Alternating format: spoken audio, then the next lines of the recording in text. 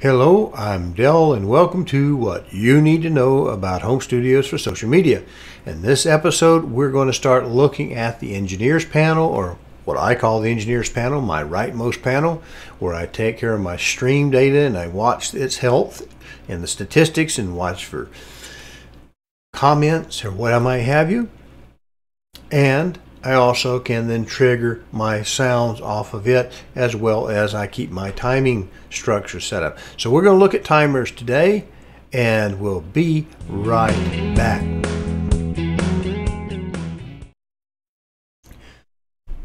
Now, you may not want to use timers in your production, but I find it necessary when I'm doing a live stream to kind of keep things going. Keep it on pace and on time. It's so easy to be distracted by these three panels that I have in front of me. And I'll just be honest, I'm not superhuman. It's just the reality, and you have to practice.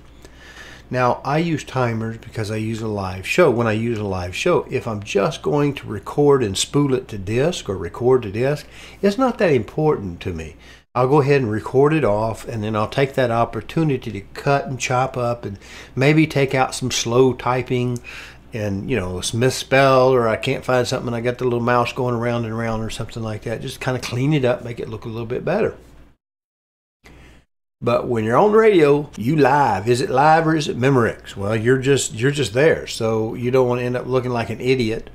And if you have someone that has agreed to be a special guest for you to, that you could online interview them and let them tell the world a little bit about themselves, then I use three timers. The first timer is first break timer, and that's when I usually put in a little bit of a promo that I make for whoever is going to sit in with me on an interview. I make them a little promo and put it there, and I want to get theirs first just to be sure that they see that I care more about them than myself, because quite honestly, if they're coming on my show, they're helping me, so I want to help them first. So at 9 minutes, it rings my little bell and tells me, hey, you start getting to that commercial work toward that commercial break or that promo break. And then I do the other one still runs during that same time frame. So it runs 19 minutes and gives me 1 minute to kind of shuffle off in the organization. And then that's mine, because I use this for a real estate business, and they're very, very strict about advertising rules and regulations. And so I have this little 15, 18 second little blurb there that gives all the information so no one can say they weren't told. So there I have that. And then the last one is the 30-minute wrap up, and I stop 2 minutes ahead of time, and that's what they're for. So I want to use those. I use a Windows-based timer. When I first started this, I started using a browser-based timer, and I would bring it up and use it because it had a cool feature that it would let me, when it went down to 0, it was set off to beep, beep, beep, or whatever it was, and run off to beep, beep, beep, and then it would just go negative, start going negative, so you can see how far over time you were. I wish I had a nice little app like that for Windows that would do that, and if you know anybody who's a good developer that could do that for us, that'd be great. I would like to request that we be able to pick the audio device, the actual, like we do Odyssey or Audacity and VLC and that kind of thing, so that I could actually pipe them together. Zoom is another one that you get to pick the device, because if I could pick the device, I could still make sure that my system sounds are dead to the world before I start the broadcast. I don't want those aberrant sounds to pop up if I'm fishing something out of the internet and I'm playing a video. I don't want an ad to pop up, or some of those recycling that run through there just take up so much bandwidth and all that. Well, that's bad enough, but I don't want it to come across in my show, start popping up somebody's Galaxy 4 dealership in Houston, Texas, because I'm not advertising them, and they didn't give me permission. I'm not going to try to use their stuff. But it just would be nice if we could then pipe it to one of our virtual devices and go from there. So from this, I do have a little setup here. I want to show you. We're going to build us some timers, show you how to do that, because it goes with setting up our engineer's panel. And again, our engineer's panel is just number 1, I guess, or the third one over on this side. My right panel, engineer. It takes care of my stream and my sound and all that. Then in the middle panel, I don't want my producer to have no love, so I put him there, which happens to also be me. And then, of course, I want to have some on-air talent, so I give him the left one for the interchange. So there's my 3 jobs, 3 panels, 3 jobs. It's just a random name. Doesn't have to mean anything to you or me, either one. But anyway, so there we are. We're gonna look at the bottom of our taskbar in our main panel, because it's only on one panel, the primary panel. And then we're going to find that little white box down at the bottom, and we're going to type in the word timer. And that's going to bring up a little app. And so we type timer, we do the app, and we right click to bring up sort of that hidden sub menu, because we want to send it to the taskbar. We want to save it to the taskbar so that these things are handy and easy, so that when we go to start up a stream, that's one less thing that we have to worry about. After that, we want to click on the app itself, on the icon, to bring it up, and we'll have an empty panel like this. It'll start out, say, well, hey, make a timer. Well, I don't have any timers right now, so we go to the plus. So it's so much to this, right? Hit the magic plus button there to bring up a timer, and we're going to make a timer. The first thing it's going to do is ask us for a name. You click the name of the timer and enter it in the little box. Beyond that, it's just a point of picking your time.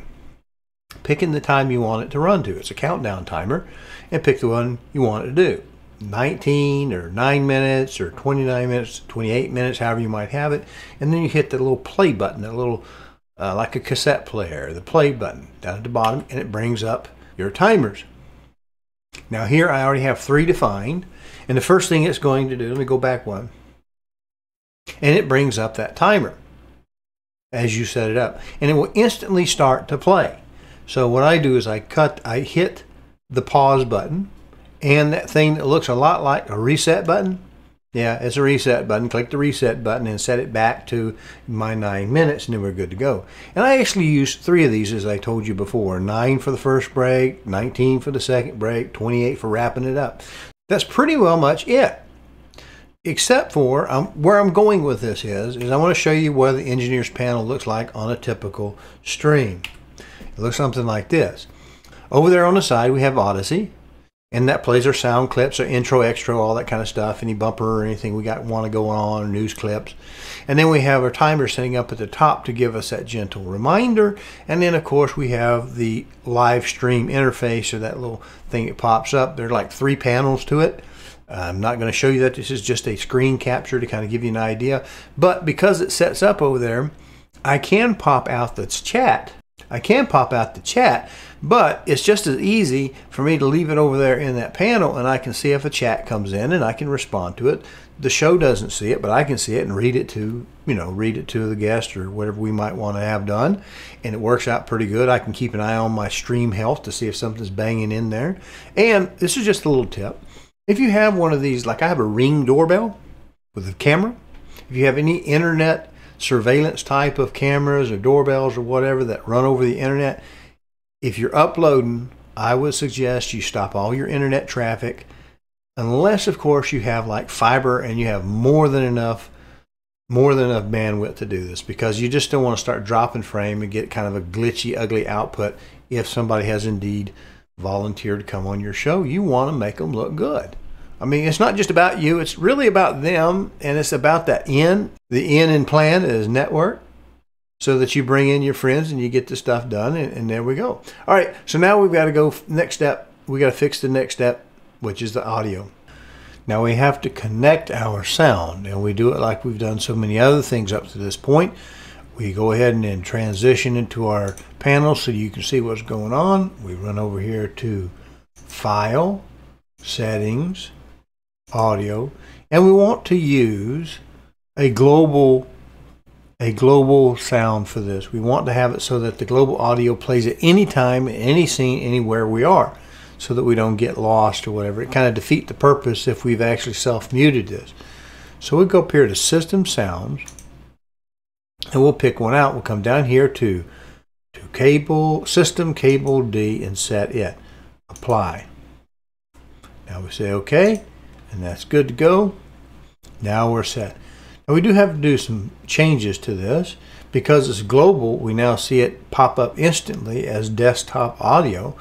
Not very helpful name, so let's rename that to System Cable D.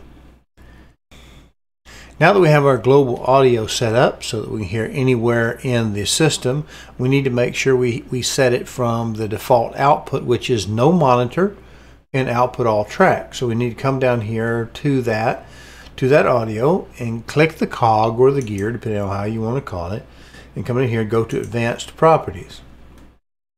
System Cable D. This time we want to put monitor on and output, just so that we can hear it. Now, we could refrain from broadcasting it to the stream if we like, as long as we do hear it. But remember, the timer's so much for us, not for other people. So there we have it. Now, let's go ahead and make another timer. I'll do that while I'm off stream so that we don't waste time doing that. I'll make a little temporary timer and we'll test this out to see if we can hear it. Okay? Be right back. Quite ready to test the timer yet. In the previous little segment there, what we did is we connected the cable D output to OBS so we could hear it. We set it so that it would both monitor and output, but we don't have any system sound going into that cable. So the next thing we need to do is we've got to come over here, bring up that little icon that we set up, that we made a shortcut for, the sound, bring that up, and we see that the green check mark, the default check mark, is by the rear speakers. So we have to turn that down till we find cable D and make it the default device. Now we should be able to play our audio when our timer goes off. Any system sound should come through it. Now that may not be a good thing, and that's why in a minute we'll take off the output to the stream and just leave it monitor only, because if we happen to be browsing or something like that, or we get any kind of system sound, you've got mail, something came in, the camera just went offline outside or something like that, any number of you need to restart the computer, you do want to do it now or later, any of those things that systems come, they're going to go to your stream. And so that's one reason why I think it'd be better if we had a timer that we could pipe the audio output specifically from that device into the virtual cable and go from there. But let's go ahead and go right into testing this timer. Now I have set up a temporary timer of like 5 seconds, and we're going to switch that in just a minute, and I'm going to use the headphones to bring it up to the mic to show that yes, in fact, we can actually hear it in our headphones in our monitor circuit. The monitor is very important, although you haven't really seen me use them up to this stage, because I'm really not doing anything elaborate where I'm mixing a bunch of stuff back and forth and I'm doing all the timing. That's more of a live show event. It's why so many people you see don't listen to themselves, because they're practicing or they're streaming their show onto disc rather than live, and it doesn't really matter. They'll come back and listen to it, and if it's not there, it's bad, or audio is down, they either fix it in post or they just go ahead and reshoot it. But when you're live, radio happens. Okay, so now let's go ahead and look at that. Let's look at that timer on the other side and go ahead and trip it.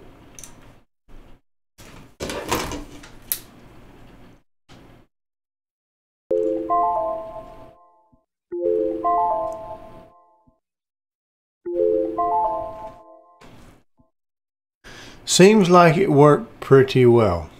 Now the only other thing we need to do is sneak in back there in our audio and change it. We go right down to the bottom. Let's go ahead and switch over to that center panel. Go to System Cable D, to the cog, Advanced Properties, and at this point let's go ahead and make that monitor only mute output. And go ahead, just for kicks and giggles, just because I always like to do it, is to kill the audio tracks. Now sometimes this might get you in trouble if you go from monitor only mute output to monitor and output and you forget you have no tracks for it to write to. But anyway, there we are.